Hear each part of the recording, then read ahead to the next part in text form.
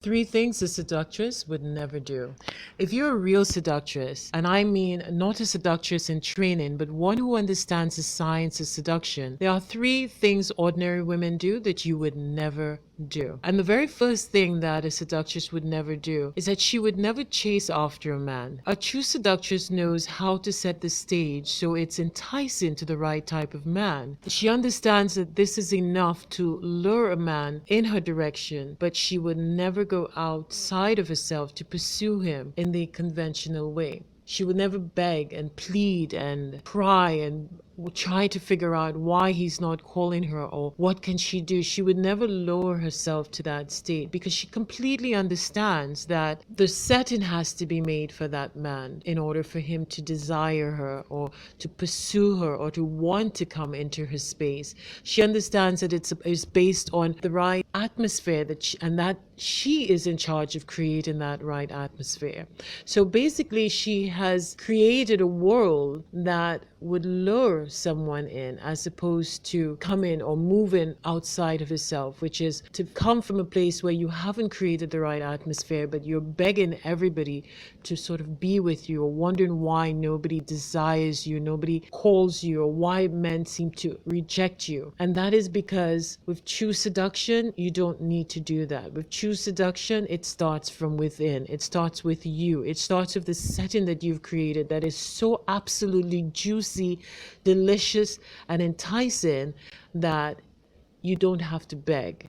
That man that you are creating the setting for will feel absolutely moved and feel completely intoxicated by the energy that you've created to snare him, pull him in. The second thing on the list that a seductress would never do is that she would never take rejection personally. She understands that the right chemistry has to be created with whoever she is interested in. And this is something a lot of women don't do. They don't know how to create the right setting in order to lure a man in.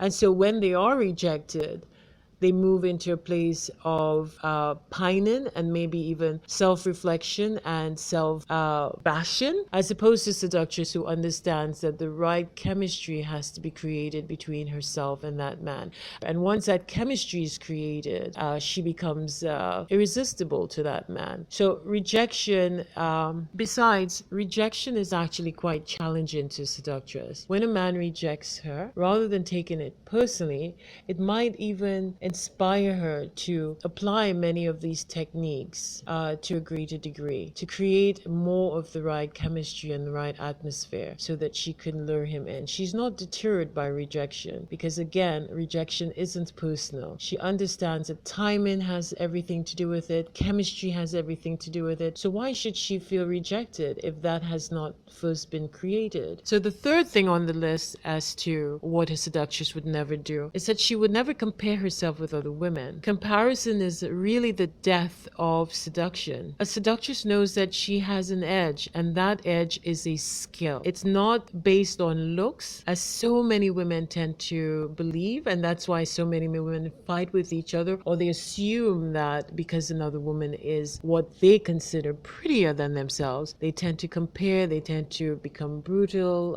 and fight for attention, and none of this is really the core reason that a person picks you. As I've said again and again, how many women do you know who are not particularly pretty and yet they have the ability to get loads of attention, and you wonder why are men chasing them? Why are men going overboard just to be with them? Again, it's because there is something beneath the surface that is so absolutely powerful and effective that it supersedes bone structure and looks and any of those things. So a true seductress will never spend her time fighting another woman because her skill is like her superpower. And because she knows how to use this superpower with great skill, after all, because she's probably practiced over an extended period of time, it becomes her secret ammunition. It becomes her secret tool because it has worked for her and it will continue to work for her. Whether or not the most beautiful woman enters the room, she knows that she's got an edge. If you find this very interesting, and if your desire is to become alluring, if if your desire is to get an edge on the men that you are seeking to attract in your life, if your desire is to become a woman who is sought after, a woman who is irresistible, then by all means click the link inside of the video and be taken to a free audio program where you could sit back and listen to the real secret of magnetism and learn what one woman did to really transform her life from a life of seclusion and loneliness to a life where she was desired by everyone in her vicinity. If you find this information interesting, please like, share, and subscribe.